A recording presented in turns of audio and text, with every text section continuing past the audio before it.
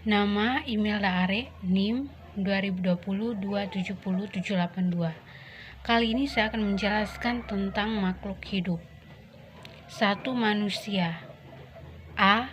Organ tubuh manusia. Organ adalah sekelompok jaringan yang bekerja sama membentuk fungsi khusus dalam tubuh. Contoh organ tubuh adalah jantung, paru-paru, dan lambung. Jantung berfungsi untuk memompa darah ke seluruh tubuh.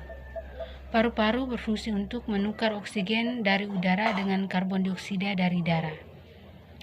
Lambung berfungsi untuk menyimpan dan mencerna makanan, baik secara mekanik maupun secara kimiawi. B. Organ pernafasan. Pernafasan merupakan proses pengambilan zat yang dibutuhkan oleh tubuh untuk proses pembakaran atau oksidasi. Zat yang dibutuhkan adalah oksigen. Sisa pernafasan manusia dikeluarkan dalam bentuk karbon dioksida dan uap air. Organ pernafasan manusia terdiri dari 1. Hidung, 2. Pangkal tenggorokan atau laring, 3. Batang tenggorokan atau trakea, 4. Bronkus atau cabang batang tenggorokan, 5. Bronkiolus, dan 6. Paru-paru atau pulmo. Dalam paru-paru inilah terjadi proses pertukaran udara yang mengandung karbon dioksida dan oksigen. Pertukaran tersebut terjadi di dalam gelembung paru-paru yang disebut alveolus. C. Organ pencernaan.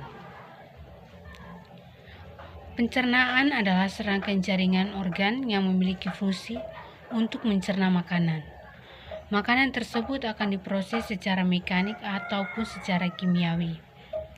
Organ-organ tersebut dalam proses pencernaan adalah dimulai dari mulut, yang kedua menuju kerongkongan, ketiga lambung, keempat pankreas, kelima kantong empedu, keenam usus halus, dan paling terakhirnya usus besar. D. Organ peredaran darah. Jantung berfungsi untuk memompa darah ke seluruh tubuh. Jantung terdiri dari serambi kiri, serambi kanan, bilik kiri, dan bilik kanan. D. Organ peredaran darah. Jantung berfungsi memompa darah ke seluruh tubuh.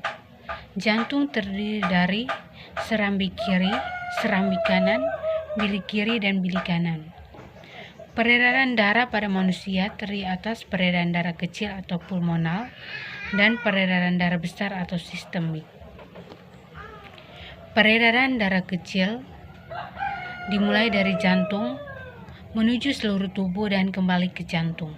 Sedangkan peredaran darah besar dimulai dari jantung, paru-paru, dan menuju ke jantung. E. Rangka manusia. Rangka manusia terdiri atas 206 buah tulang.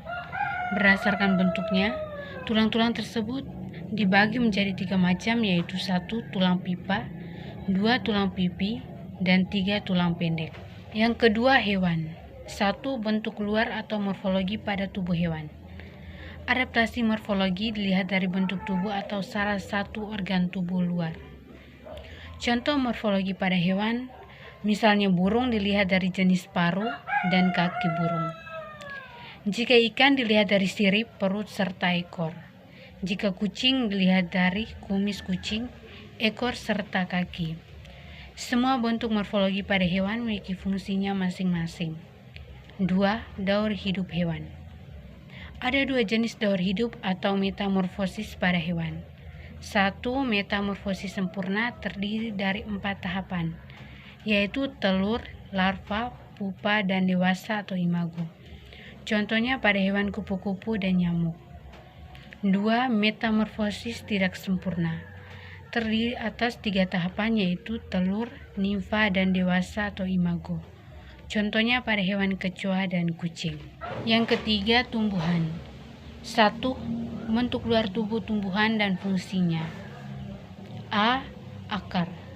Fungsi akar menyerap air dan unsur hara yang ada di dalam tanah dan untuk menyimpan cadangan makanan. B. Batang Fungsinya untuk menopang bagian-bagian lain dari tubuh tumbuhan seperti daun, bunga, dan buah. C. Daun. Daun berfungsi untuk mensintesis bahan organik dengan menggunakan sinar matahari sebagai sumber energi lewat proses fotosintesis. D. Bunga. Bunga berfungsi sebagai alat perkembangbiakan generatif. E. Buah. Fungsi buah adalah sebagai pembungkus dan melindungi biji. 2. Perkembangbiakan pada tumbuhan. Ada 2 jenis perkembangbiakan pada tumbuhan, yaitu A. Perkembangbiakan generatif adalah perkembangbiakan secara kawin atau pembuahan. B. Perkembangbiakan vegetatif adalah reproduksi makhluk hidup secara aseksual. Demikian penjelasan dari saya. Terima kasih.